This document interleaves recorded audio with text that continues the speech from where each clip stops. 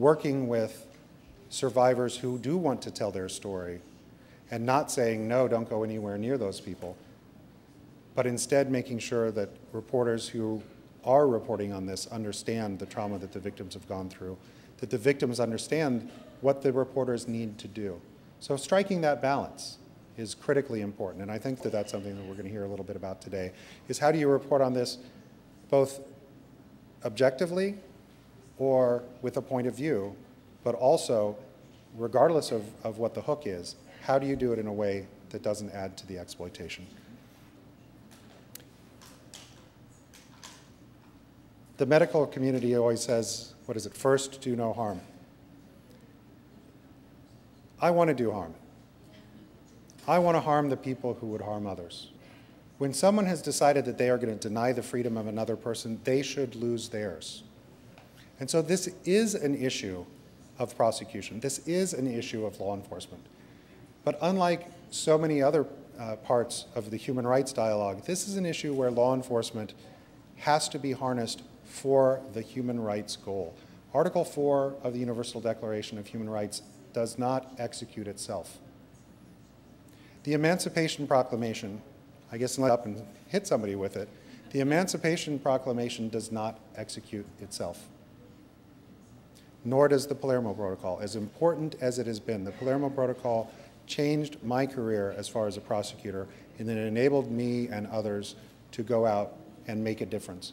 And yet, it does not do it alone. And so that's one of the things that I think that we have to think about, not just from law enforcement, using law enforcement to enforce human rights norms, but also, how does everyone, law enforcement, non-governmental organizations, and the media, how do we all take that norm, march out, and make it something living?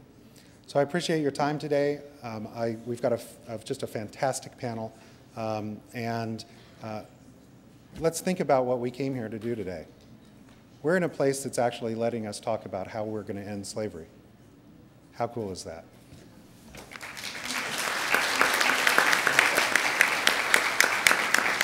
Lynn just asked if I'd take a question. Yes, I'm Lynn Sherrill. I'm moderating the panel today. A couple of months ago, I had the great good fortune of doing an interview with Ambassador Sidibaka in Washington for the Daily Beast. One of the things you said at the time was, I asked you, what would constitute success? And your answer was, seeing a lot more cases. You said, when we get more cases, it looks as if the trafficking problem is getting worse. What that actually means is responding to it better. My question for you, and we will get into detail in the panel, my question for you now, Mr. Ambassador, is, in this 24/7, very strange media world we're now living in, give us a grade. How is the press in this country doing in terms of covering this? A grade. Well, I didn't go to Yale Law School, because if I did, I could just say pass-fail. You could say that if you want. You know, I think just like if you gave the federal prosecutors and the state prosecutors and the police in the United States a grade, you'd have a very strange bell curve with some people with A pluses and then a lot of people with absent. I think that you know, that's one of the things is that you know, we don't even have that participation ribbon that we can give to most people. And I think that once we start getting the laws in place, once we start getting to the point where there is this understanding, then the grade, I think, will come. One place, and it's unfortunate because a lot of other things are happening there, one place that I do see the media really dropping the ball, and have for about a decade, is Arizona. Because the term human trafficking in articles written in Arizona, and this is nothing to do with the recent law in Arizona, complaining about this 5 years ago. If you look at an article in Arizona about human trafficking, they mean alien smuggling. If you look at an article that's written in Kansas City or Naples, Florida, or New York, and you see human trafficking, they mean slavery. It begs the question as to whether it's actually a good term or not. I think the other thing, though, is as more victims are more recognizable, the media will do a better job because it strikes closer to home. If you look at the coverage of the Shania Davis case, which was exploitative, and yet that understanding of what was happening to that little girl is a much greater understanding on the part of the reporters than undifferentiated foreign victims. So it's getting the close to home. I think that as we get to that, that's when we're going to go from pass-fail to an A. So where are we now, just to get it straight? I think Lynn sure gets an A, and a lot of other people, people get C's. Thank you very much. Have a safe trip. Thank you. Ambassador Sidibaka. Thank you so much. We are indeed going to get to specifics here with a most distinguished panel. Just before I introduce them, and there will be time at the end for questions from all of you as well, I just want to mention that Schuster Institute, which takes this terribly seriously, has given me a couple of points to make, which I think are important enough that I just want to get them out there, which is that, unfortunately, and I'll stand up for the news media in many, many areas, but this one is a little tricky.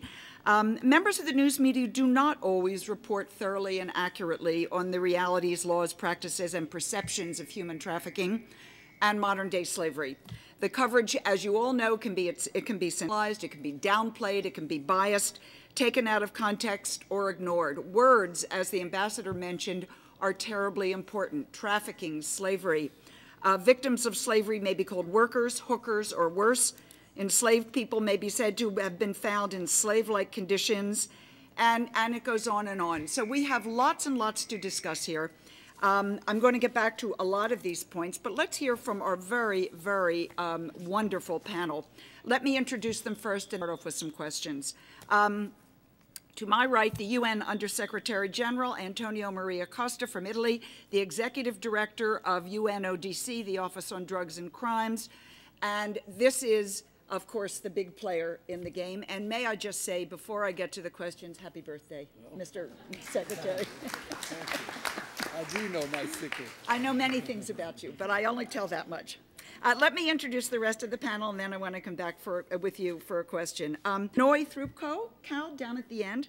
Noy is an Open Society Fellow, the author of a series in The Nation called The Crusade Against Sex Trafficking. She's using her Open Society Fellowship to investigate trafficking for the purposes of labor and forced prostitution. Next to her, Guy Jacobson.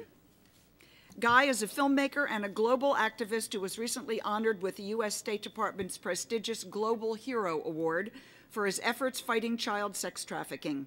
His latest film, which is called Right, will premiere in New York City on June 21st. And where is that going to be, Guy? At the SA. If you guys are interested in knowing more information, please come afterwards. I'll be happy to give Wonderful. you guys calls.